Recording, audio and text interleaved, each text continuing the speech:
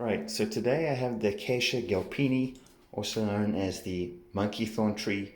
This is one of my favorite acacia species. In the wild, it is the biggest, if not one of the biggest acacia species out there that can grow up to 30 meters tall, and their trunks can be 2 meters wide in diameter. So they're really big, beautiful trees. They have this rich green foliage here, and the leaf structure is a bit more rounded than in some of the other species, which I think makes it very attractive. They've done so well in less than ideal conditions. Almost 80% of these germinated from seed, and all this growth here that you're seeing only happened in 8 months. So there's a few different reasons that make this a great species for beginners.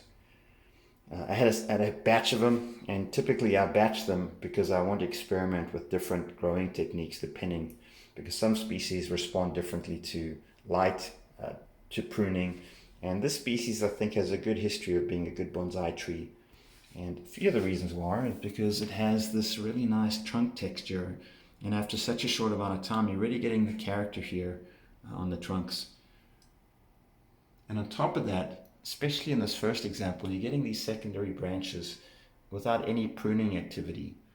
It's probably going to develop into a canopy, and I may use this one as a bonsai specimen and start pruning it back in the spring. And this one here, that's almost two feet of growth in 8 months, which is pretty remarkable because we haven't had ideal, perfect, natural light sun conditions this entire time. So this species typically goes dormant from April through July, and I want to be sure not to grow them too vigorously under lights all year round. So it's January now. What I'll do is I'll pull these from the artificial light now and expect them to drop some leaves from January through March, and then what I'm hoping is that they'll spin up again in April with the natural spring cycle here in Canada. But I've had a really fun time with these. They've stood up well to the conditions. They've been very pest resistant. Some species, when they get under less than ideal conditions, they tend to attract pests. These have been very tough, and they've done well.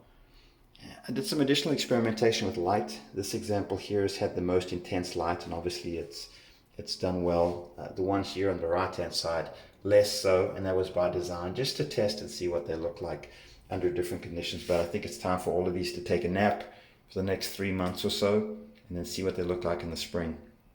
But yeah, one of my favorite species. It's tough, they grow easily, they germinate easily, and they're beautiful trees as well. If you have any questions on this, please let me know. I'd love to help you out here, but if you're going to start and germinate a few acacias, this is definitely the species I'd start with.